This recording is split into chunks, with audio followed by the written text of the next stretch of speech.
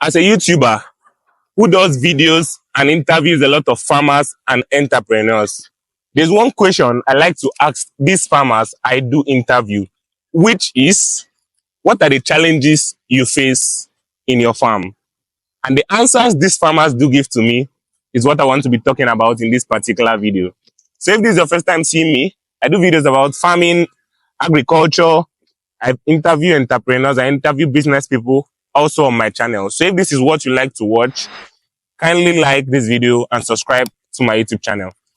So one of the challenges these farmers face the most is feed cost. You hear them saying every single time they go to buy a new feed after the old one just finished, the price keep on increasing and increasing. And how does this affect their business? When the feed price increase, the prices of their livestock would eventually increase, because come on, they won't be selling their livestock for the same price they were selling before when they got the feed for a different price. When the feed price increase, the livestock price will definitely increase, and that will make the sales of this their livestock become very, very slow. Whereby, let's take for instance, he was selling a chicken for 5,000 naira, and when the feed cost increase, the chicken becomes somewhere around 8,000 naira. The buyers will tend to reduce the way they were buying, and it will affect the farmer sales. So this way, the farmer tends to have a challenge in that particular aspect. Another form of challenges these farmers do face is capital, like the revenue to start up a farm. You know, most times a lot of them farm in a very small scale, and they don't have maybe capital to get a big land or to start farming in a bigger scale. They don't have the money. Yes, and that way it minimizes their profits. Let's take for instance someone who is planting pepper, is planting in a very little scale, and the pepper is maybe generating that person 10,000 naira every month after that person harvests. I'm just using it as an example. If that person is able to plant pepper in maybe times 10 of the space he is using currently, that person can maximize that profit times 10.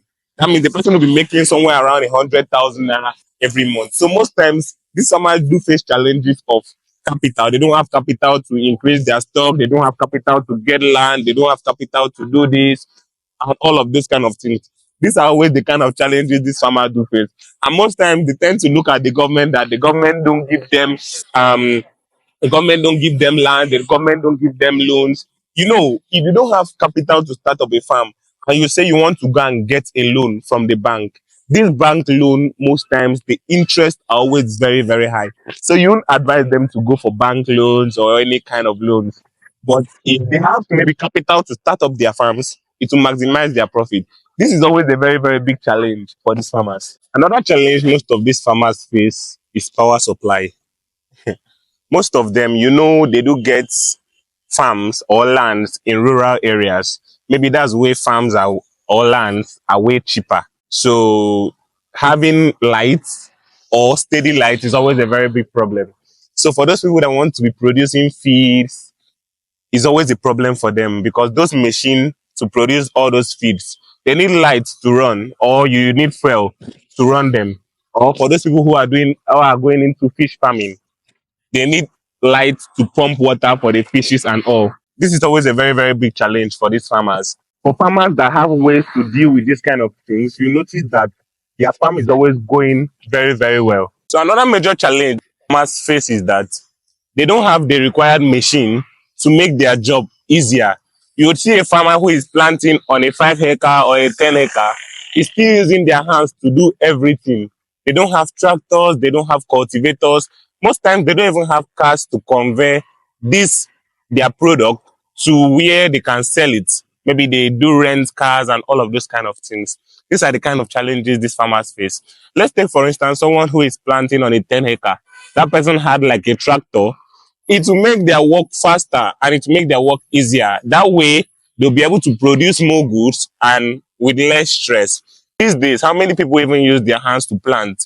Almost everything is being done with machines. So these farmers do face challenges like this, and it's always a very big issue for them. So another problem these farmers also face is insecurity.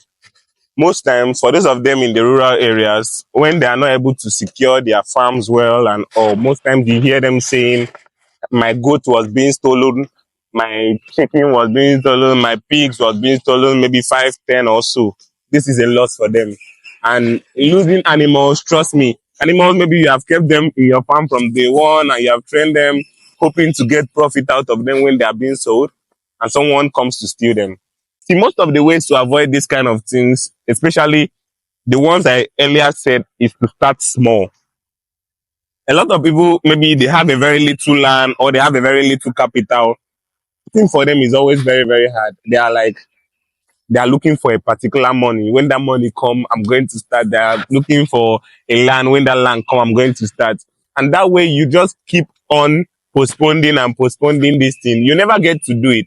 But if you have the little capital you have with your 100,000 naira, with your $100, with your little land, with your in your backyard, you can start up something in a very small scale there.